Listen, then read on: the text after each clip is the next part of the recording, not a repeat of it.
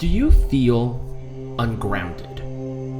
This is losing touch with yourself physically, losing touch with the earth, losing touch with the reality and the situation that you find yourself in. You lose touch emotionally, you lose touch mentally, you're eating too much or too little, you don't drink any kind of water, you neglect yourself for one reason or another.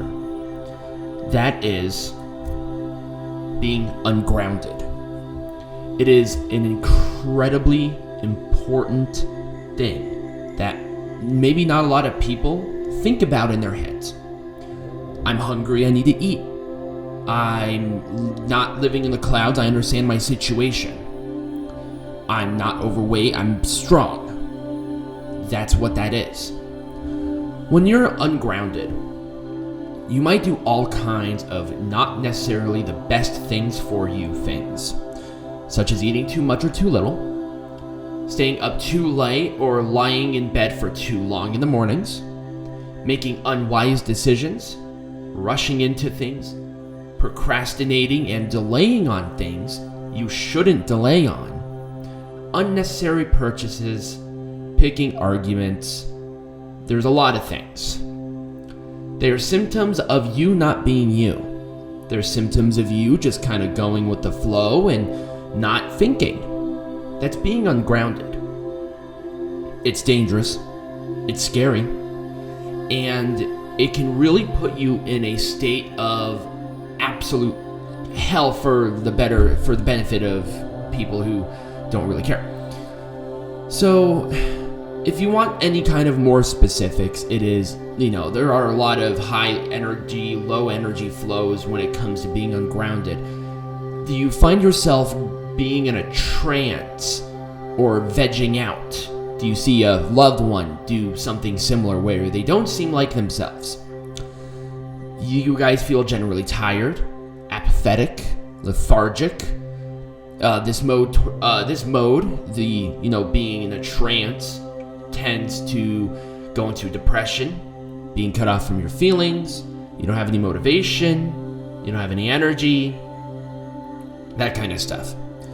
Another one is going into something called robot mode. You go very practical, logical, and analytical. You are not aware of your own feelings. You're certainly not aware of other people's feelings. You keep going, and you do it to the detriment of your body, to your mind, to your soul. That's robot mode. Or you can be hyper. So it's literally both ways when you are ungrounded. You talk incessantly. Being somebody who talks incessantly, I can understand that. You rush from one thing to another with no kind of direction. Your movements are lively, even over the top. You're full on, turning up to 11 on everything. This mode is to maintain itself in a whirlwind of busyness, occasionally coming back down to earth, but spinning wildly off again. You might think, I'm doing really well, but when you're doing things that are not practical, we even discussed this in There's Never Enough video up yesterday, that you get into a thing of busyness for the sake of being busy, not for the sake of you trying to accomplish something. That's being ungrounded. And it can range from person to person. You just don't seem like yourself at the end of the day. It can be built up over long periods of time. You may not even know it's happening until you really sit down and look at it from an outside perspective. Because it does happen quite a bit. So, how to ground yourself emotionally is step number one into the basic things. Because as soon as you can get yourself in an emotional standpoint where you can tackle on fears, then you can tackle on everything else about the ungroundingness, from being tired to your hypersensitivity to your emotional point. That's what it is. Whatever the cause, increased grounding can develop in a couple of different ways, whether it's a physical, emotional, or mental. Anything that brings you into a better physical connection with yourself and your environment helps you to ground. Grounding yourself physically helps you ground yourself emotionally. And I had this. So if you are overweight or you are very antsy, sometimes it's good to kind of let yourself relax sometimes. It's a balance. It's a balancing act for everything at the end of the day. Sport, movement, dance, walking, yoga, whatever makes you happy. For me, I love working out. That's how I get my day started. I get up at 5 a.m., I hit the gym, I crank and bang, do really good, 45 minutes to an hour sometimes, and just, you feel awesome. I like yoga, I do meditation, I sometimes go outside and just kind of feel the area. I live right next to a park, thank God, so I can go over there and feel the grass and, kind of just take in the aura of the area, seeing people, saying hi, going to places that have a lot of interaction, because that actually does ground you as well. You'll find your method, you'll find your path, but what needs to happen is that you have to do it. Instead of sitting there contemplating if that is your solution of maybe I should go outside and work, or no, I don't want to walk, or blah, blah, blah. You gotta do. Because talking about it and doing it are two totally different things. So, grounding is incredibly, incredibly, incredibly important, and being ungrounded is very scary. I've been ungrounded before. And some techniques are great. So I'll give you a couple of them. Just the ones that have at least helped me when they could help you get grounded. When I was emotionally ungrounded, I kind of looked myself in the mirror. I physically looked myself in the mirror and I basically talked to myself. I gave my own therapy. I talked about what scared me. I talked about what worried me. I talked about why I'm sad. Talked about why I'm mad. Talked about what makes me happy. I had a dialogue. I had a very interesting dialogue with myself, with the universe. As soon as I got to that point, I was comfortable enough to express how I felt to the people around me because I understood it. And when you ask yourself those questions, why, how, and, what scared me, it made it a lot easier to interpret and spit out to somebody else that can understand what I was going through. Because then I understood it. And, talking to yourself might sound unusual, but it's the best way. Another great way of doing this is to write it down and not look at it for 1 week. Put it in a place where it's visible so you know it's there. Go through your daily life as you do.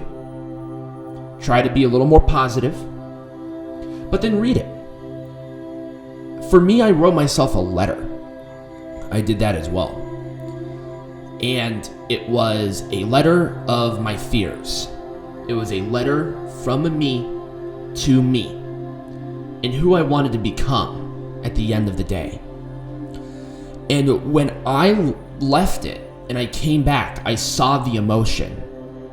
I saw the fear. I felt it. And it might happen to you if you choose that path. But guess what?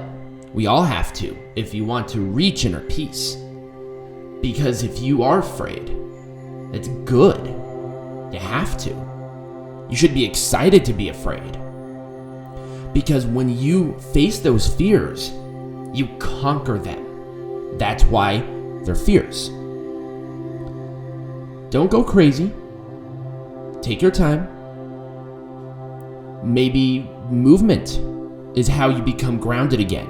For me, I did everything because I was in a very damaged state when I figured out these keys. I was very damaged. What I did after that is that I ran. I was in Michigan at the time, and there was a big lake next to my house at that time. And I just ran around it. it gave me some time to reflect, gave me some time to kind of wind down the day. And I did it after school, so I came home, put on my running shoes and ran. It was a break. And during the winters, I was excited to do snow shoveling in Michigan. Sounds kind of weird because, if you've lived in Michigan or if you've lived, near Canada or even in Canada, I don't know where you're watching this from, that it's very thick, heavy snow, and some people don't like it, but I loved it. I liked it for a lot of reasons. Number one, it gave me an excuse to take a break without getting too lazy, but it also gave me that time to once again reflect. It also gave me really good exercise, which is always good. And I still do that now. I live in Las Vegas, so obviously snow is not an issue. But when I go into the gym, I kind of put myself in a zone. And I ask myself, what am I going to do today? How am I going to do it? What would be the best use of my time? Am I going to have a good day? We'll see. Get up. As soon as I get up, I know. Mike, today's going to be a good day. Or today, maybe take it a little easier. It's going to be a little bit of a rougher morning. And with those kinds of techniques, that's kind of how I grounded myself. But if you feel like you're not quite ready to do it yourself, I recommend going to see a shaman. Talk to your family members. Spend some time with them. Play with your children.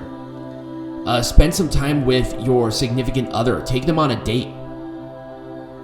Or just kind of be with them and talk. When you are ready to open up your emotions, you gotta talk to somebody that you trust. Somebody that won't judge you. There will be judgment, obviously. But when you talk to somebody that you know will empathize and support and maybe give you good ideas and recommendations, like a therapist or a Reiki master, it'll be easier for you to approach your friends with maybe the same questions. You'll feel that it's a lot easier to actually talk to them.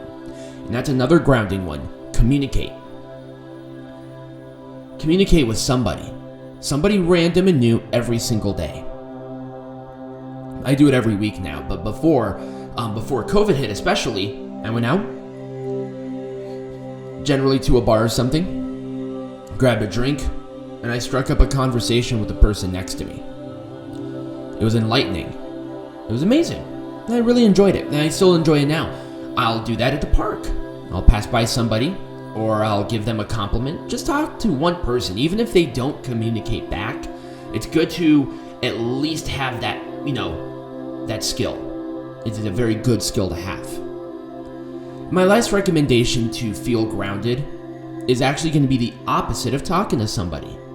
Do stuff for you. Go to the park by yourself. Walk around. Do yoga, work out. Kind of be alone. Sometimes it's scary. Actually, I can guarantee you it'll be scary. But it's necessary. What I did self-dates. And that's what I call them. I did self-dates. I went to the movies by myself. I had dinner by myself. Now, a lot of the times I would be with, my brother or some friends, but one day a week, I had me day. No schoolwork, no anything. I did stuff for me. And I very much enjoyed it. And I still do it now. But with that being said, I want to thank you all for listening to these 10 videos. I know that they were all scary. They're all very, it's very eye-opening, and it's very tough. But at the end of the day, you gotta do it. The next 10 videos are going to be more of practical things to balance out your root chakra.